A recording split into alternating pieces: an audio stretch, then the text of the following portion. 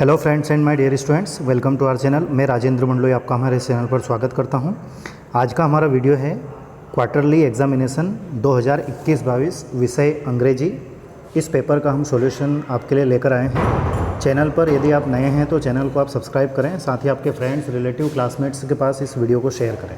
ठीक है दोस्तों, चलिए सबसे पहला जो इसमें क्वेश्चन दिया गया था, उससे पहले हम आपको बता दें कि 80 नंबर का आपका पेपर था और समय दिया गया था 2.5 घंटे का, मतलब 2.5 घंटे के अंदर आपको इस पेपर को हल करना था। सेक्शन ए में रीडिंग सेक्शन है, मतलब पैराग्राफ को पढ़कर प्रश्नों के उत्तर देना है। जैसे सबसे पहला क्वेश्चन दिया गया था, read the following pages and answer the questions on the basis of comprehension of the pages. Paragraph को पढ़कर प्रश्नों के उत्तर देना है। तो इस पैराग्राफ को आपने ध्यानपूर्वक पढ़ा होगा तो इसमें आपने पाया होगा कि ललिता नाम की एक लड़की है जो कि टमाटर के बीज बोती है। ठीक है, और जब उसके पिता ये काम देखते हैं तो वो काफ़ी खुश होते हैं। तो पहला क्वेश्चन इसमें दिया गया था, जैसे what did Lalita so in her garden. Question को आपको समझना अनिवार्य है। क्वेश्चन का अर्थ यदि आप अच्छे से निकाल लेते हैं तो उसका आंसर भी आप अच्छे से दे सकते हैं। जैसे ललिता ने अपने गार्डन में क्या बोया था, सो, SOW, सो का अर्थ होता है बोना, बीज बोना। तो इसमें ऑप्शन दिया गया है सीड्स। सीड मतलब होता है बीज। अगला क्वेश्चन है question number 2, what did she not allow. अब उसने जो टमाटर के बीज बोए थे उसमें उसने किन चीज़ों को आने से अलो नहीं किया था, नहीं किया था। तो इंसेक्ट नियर प्लांट्स। इंसेक्ट मतलब कीड़ों को, इंसेक्ट मतलब होता है कीड़ा। क्वेश्चन नंबर 3 है, what did she put under the plant. उसने उन पौधों के पास में क्या डाला था, तो कंपोस्ट डाला था, मतलब खाद डाला था। तो ऑप्शन नंबर बी इसका सही रहेगा। अगला है, which of the following is similar meaning to tiny. Tiny का सिमिलर अर्थ देने वाला शब्द कौन सा है, जैसे लार्ज, बिग, स्मॉल या जायंट। तो टाइनी का अर्थ होता है छोटा। क्या होता है, छोटा। ठीक है, तो जैसे लार्ज मतलब बड़ा होता है, बिग मतलब भी बड़ा होता है, स्मॉल मतलब छोटा, और जायंट मतलब भी दैत्याकार मतलब बड़ा। तो ऑप्शन नंबर सी जो है इसका आंसर सही रहेगा। अगला क्वेश्चन है, why were the sisters happy. मतलब बहनें खुश क्यों थी। एक और उसकी बहन थी तो बहनें काफ़ी खुश थी। क्यों खुश थी, because a tomato grew in their garden, क्योंकि उनके बगीचे में टमाटर बड़े हो रहे थे। इसी प्रकार से क्वेश्चन नंबर 2 है, read the following pages and answer the questions on the basis of comprehension. ठीक है, मतलब पैराग्राफ को पढ़कर प्रश्नों के उत्तर देना है। ठीक है, what kind of land form is Ladakh. तो option number 2 cold desert. Question number 2 है, हु आज चेवांग नॉरफेल। तो ये है a retired civil engineer. Option number 4 इसका सही रहेगा। इसी प्रकार से क्वेश्चन नंबर 3 है, Ladakh is an altitude of meters above sea level. तो इसका सी लेवल जो है क्या है, 3000 से 3500 के बीच में। इसी प्रकार से अगला क्वेश्चन है, find the word in the paragraph which means the same a body of then size. इसका अर्थ होता है ग्लेशियर। अनेक शब्दों के लिए एक शब्द, मतलब वन वर्ड सब्स्टिट्यूशन था ये। और इसी प्रकार से अगला क्वेश्चन है, severe shortage of water is result of all of these. मतलब जैसे क्लाइमेट चेंजेस, उसके बाद में चेंजेस इन स्नोफॉल पैटर्न्स और चेंजेस इन रेनफॉल। तो ऑप्शन नंबर 4 इसका सही रहेगा। इसी प्रकार से क्वेश्चन नंबर, माफ़ कीजिएगा, सेक्शन बी है।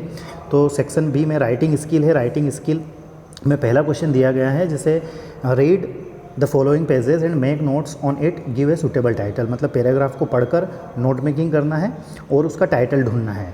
तो इसको आप जब पढ़ोगे तो इसमें दिया रहेगा प्लानिंग ऑफ हॉलीडेज़, मतलब छुट्टियों के लिए योजना बनाना, या फिर हॉलीडेज़ प्लान। ये भी सही है और ये भी सही है। अब नोट मेकिंग कैसे करना है ना, वो हमारे चैनल के माध्यम से हम पहले ही पढ़ा चुके हैं।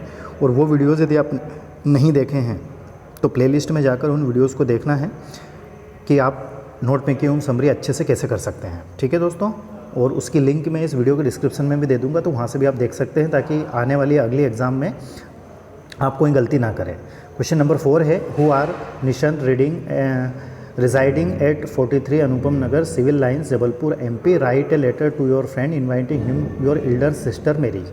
मतलब बड़ी बहन की शादी को अटेंड करने के लिए आप अपने मित्र को निमंत्रण पत्र दे रहे हैं ना। तो ये लेटर था। अगर ये आपको नहीं करना था तो आपको करना था, यू आर अभिषेक सक्सेना, है ना, और सिक लीव के लिए आपको एप्लीकेशन लिखना है। ठीक है, छुट्टी के लिए, बीमारी की छुट्टी के लिए। क्वेश्चन नंबर 5 दिया गया है, right an essay on the any one of the following topics in 150 to 170 words, मतलब इनमें से किसी एक टॉपिक पर आपको ऐसे लिखना था जो कि 150 से 170 शब्दों के बीच में होना चाहिए। उसके बाद में क्वेश्चन नंबर 6 था, right A short paragraph on importance of tree on the basis of the given pictures in about 70 words, मतलब ये यहाँ पर चित्र दिया गया है, इस चित्र में जो भी सेंटेंस लिखे हुए हैं, शब्द लिखे हुए हैं, इनको मिलाकर आपको एक पैराग्राफ राइटिंग करनी थी। जैसे यहाँ पर ये इस प्रकार से आप लिख सकते थे, ठीक है, देख लेना अगर आपने किया हो और इसको मैच कर लेना है ना। इसी प्रकार से सेक्शन सी की ओर चलें तो सेक्शन सी में ग्रामर वाला पोर्शन है, ठीक है। फिल इन द ब्लैंक्स मतलब रिक्त स्थानों की पूर्ति करना है, जिसमें एनी 5 मतलब 5 करने थे। पहला जैसे क्रिसमस इज सेलिब्रेटेड, रिक्त स्थान December 25, तो किसी भी डेट मतलब तारीख के पहले हम ऑन प्रीपोजिशन का यूज़ करते हैं। किसका करते हैं? ऑन का, तो इसका आंसर क्या हो जाएगा? ऑन। अगला है हाउ रिक्त स्थान pages did you read much और मैनी, तो मैनी का प्रयोग होता है काउंटेबल के पहले। पेजेस मतलब पेज मतलब पन्ने, तो पन्नों को हम गिन सकते हैं, तो इसमें क्या आएगा? मैनी आएगा। अगला है द बैंक रिक्त स्थान some interest for your money, bank क्या है? सिंगुलर है, और सिंगुलर जब होता है तो प्रेजेंट इंडेफिनेट में वर्ब की फर्स्ट फॉर्म में एसीआईएस दिया जाता है, लगता है ना, तो यहाँ गिव्स आएगा। अगला है द रेनी सीजन स्टार्ट्स रिक्त स्थान द समर, देखो बिफोर मतलब पहले, आफ्टर मतलब बाद में, तो रेनी सीजन मतलब वर्षा के दिन। बारिश के बाद में आते हैं कि पहले आते हैं? तो बारिश के बाद में आते हैं, तो यहाँ पर आफ्टर आएगा। हिंदी, अब हिंदी क्या है? सिंगुलर है, तो यहाँ पर क्या आएगा? इज़, ठीक।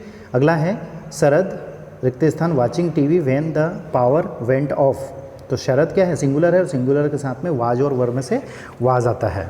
इसके बाद में अगले क्वेश्चन की ओर चलें तो आपका अगला क्वेश्चन दिया गया है डू एज डायरेक्टेड एनी 5, मतलब जो क्वेश्चन दिया गया है उसमें क्या करना है वो ब्रैकेट में लिखा हुआ है, उसको हम डू एज डायरेक्टेड बोलते हैं, ठीक है। पहला क्वेश्चन दिया गया है children are playing in the park, change into present perfect tense, मतलब सेंटेंस को प्रेजेंट परफेक्ट टेंस में चेंज करना था। प्रेजेंट परफेक्ट टेंस होता क्या है? प्रेजेंट परफेक्ट में वर्ब की थर्ड फॉर्म का यूज़ होता है और हेल्पिंग वर्ब हैज़ या हैव का यूज़ होता है, ठीक है दोस्तों। तो चिल्ड्रन एक बहुवचन है, प्लूरल है, और प्लूरल के साथ में क्या आता है? हैव आता है। और वर्ब की थर्ड फॉर्म तो प्ले की वर्ब की थर्ड फॉर्म होती है प्लेड, तो इसका आंसर हो जाएगा चिल्ड्रन हैव, ठीक है, children have played in the park. Okay दोस्तों, अगला क्वेश्चन है our we protect should forest, ठीक है, इसको रीअरेंज करना है, मतलब इन शब्दों को सही क्रम में जमाना है, तो इसका आंसर हो जाएगा we should protect our forest. अगला क्वेश्चन है if you do not study regularly you won't learn your lessons, इसमें आपको इफ़ को हटाकर अनलेस का प्रयोग करना है, मतलब जहाँ पर इफ़ दिया गया है वहाँ आपको क्या लगा देना है? अनलेस लगा देना है। एक बात हमेशा ध्यान रखना, जब भी हम वाक्य से इफ़ को हटाते हैं और वाक्य में यदि डू नॉट, डज नॉट या डिड नॉट आता है तो वो भी हट जाता है, ठीक है। तो इसका आंसर हो जाएगा unless you study regularly you won't learn lessons. अगला क्वेश्चन है Simran knows the answer to the questions, मतलब सिमरन क्वेश्चन को के आंसर को जानती है, इसको नेगेटिव करना है। तो यहाँ पर देखो वर्ब की फर्स्ट फॉर्म में एस दिया गया है, नो में एस, मतलब दिया गया सेंटेंस किसका है? प्रेजेंट इंडेफिनेट का है। और जब वर्ब में एस हो तो प्रेजेंट इंडेफिनेट में डज हेल्पिंग वर्ब का यूज़ होता है, तो इसका आंसर हो जाएगा Simran does not know the answer. अब जब नेगेटिव करते हैं तो वो एस जो वर्ब में लगा हुआ है वो हट जाता है, तो नोज का क्या हो जाएगा? नो। अगला क्वेश्चन है the train was delayed the weather was bad combined the sentence using because, because का अर्थ होता है क्योंकि, क्या अर्थ होता है? क्योंकि, है ना। तो इसका आंसर हो जाएगा train was delayed because the weather was bad, train delay हो गई, लेट हो गई, है ना, उसको डिले कर दिया गया क्योंकि द वेदर वाज बैड, तो दोनों सेंटेंस के बीच में क्या करना था? बिकॉज। अगला क्वेश्चन है he is very tired he can not work any more combined using so that, जब भी हम किसी सेंटेंस में सो दैट का यूज़ करते हैं तो सो दैट हमेशा उस एडजेक्टिव के पूर्व आता है जिसके पहले वेरी दिया गया हो या TOO दिया गया हो, तो आपको यहाँ पर क्या करना था? वेरी को हटाकर सो और दोनों वाक्यों के बीच में दैट, तो आंसर हो जाएगा he is so tired that he can not work any more, ठीक है। आगे बढ़ते हैं, तो जो हमारे पाठ्य पुस्तक है जैसे बिहाइव है ना, मोमेंट्स है, तो उससे ये क्वेश्चन पूछे गए हैं। जैसे पहला था तो व्हाट डिड टॉमी फाइंड, मतलब टॉमी को क्या मिला था? तो टॉमी को एक ओल्ड पुरानी किताब मिली थी, तो उसका आंसर हो जाएगा an old book with yellow crinkly pages. ठीक है। अगला है who are darling dreamers in poem rain on the roof. Rain on the roof में डार्लिंग ड्रीमर कौन थे? तो poet and his sibling. Sibling मतलब होते हैं भाई बहन, ठीक है। तो पोएट कवि और उसके भाई बहन। Kezia was beaten up with A ruler bye her father because. Kezia को उसके पिताजी ने रूरल से पीटा था। क्यों पीटा था? She torn down the papers of her fathers, क्योंकि उसने अपने पिता के पेपर्स को फाड़ दिया था जन्मदिन का गिफ्ट बनाने के लिए।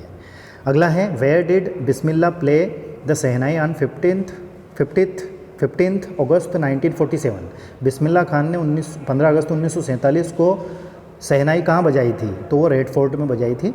ऑप्शन नंबर क्या है? 3 सही है। Which award was given to Evelyn in 1991? तो उसको सोलोइस्ट ऑफ द ईयर का अवार्ड मिला था। एवलिन क्या थी? एक बहरी लड़की थी।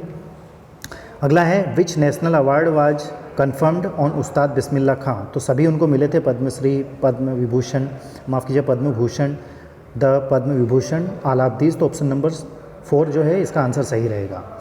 अब क्वेश्चन नंबर 10वां है read the following extract and answer the questions given below.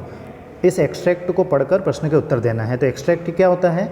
Extract मतलब एक पैराग्राफ होता है जो कि हमारी पाठ्यपुस्तक से लिया गया है। जैसे एवलिन ग्लेनी है ना, ये हमारी पाठ्यपुस्तक में एवलिन ग्लेनी वाला लेसन है, तो उससे ये लाइनें ली गई हैं। तो इसमें पहला क्वेश्चन है Evelyn's loss of hearing took place when she was 8 year old, मतलब वो 8 वर्ष की थी, तब से ही वह बहरी थी। अगला क्वेश्चन है Evelyn manage to hide her deafness from her friends. ठीक है, उसने अपने बहरेपन को अपने दोस्तों से छुपाया था। अगला क्वेश्चन है who urged her parents to take her to a specialist? तो हेड मिस्ट्रेस। ठीक है, आगे बढ़ते हैं। तो इसी प्रकार से क्वेश्चन नंबर बी दिया गया है ना, रोड नॉट टेकन से दिया गया है, ये पोएम का नाम है। इसमें पहला क्वेश्चन है what does yellow woods mean? Yellow wood मतलब क्या होता है? तो येलो वुड मतलब ऑटम है, ऑटम मतलब होता है पतझड़। Why was traveller feeling sorry? Traveller को अफसोस क्यों होता है, दुख क्यों होता है? Because he could not travel both the roads, क्योंकि वो दोनों रास्तों पर एक साथ नहीं चल सकता था। अगला क्वेश्चन है from which poem the above lines have been taken? तो कौन सी कविता से ये लाइनें ली गई हैं? तो रोड नॉट टेकन से ली गई हैं। ठीक है दोस्तों, आप बहुत अच्छे से पढ़ें। आई होप कि आपका पेपर भी अच्छा गया होगा। अब हमारे चैनल के माध्यम से कक्षा 9वीं से लगाकर 12वीं तक की इंग्लिश को हम कवर कर रहे हैं, जिसमें हर लेसन को पढ़ाते हैं, उसके क्वेश्चन आंसर करवाते हैं। तो वो वीडियोज़ यदि आपने नहीं देखे हैं तो चैनल को सब्सक्राइब कर प्लेलिस्ट में जाकर ज़रूर देखें। ठीक है दोस्तों, इसमें कुछ क्वेश्चन में बाकी क्वेश्चन आंसर हैं, तो इनमें बच्चों को, स्टूडेंट्स को प्रॉब्लम आई थी। जैसे सेंट्रल आइडिया, तो ये रोड नॉट टेकन पोएम का सेंट्रल आइडिया था। What do you like when it rains, ये क्वेश्चन था। उसके बाद में लॉस्ट चाइल्ड, ठीक है, ये उसका क्वेश्चन था जो कि हमारी मोमेंट्स में ये लेसन दिया गया है, जो हमारी सप्लीमेंट्री बुक है उसमें। ठीक है दोस्तों, तो वीडियो यदि आपको अच्छा लगा है तो प्लीज़ कमेंट्स करके ज़रूर बताएं, और साथ ही आपके फ्रेंड्स, रिलेटिव, क्लासमेट्स के पास वीडियोज़ को शेयर करें। Thank you very much for watching and please take care of your self. Thank you once again.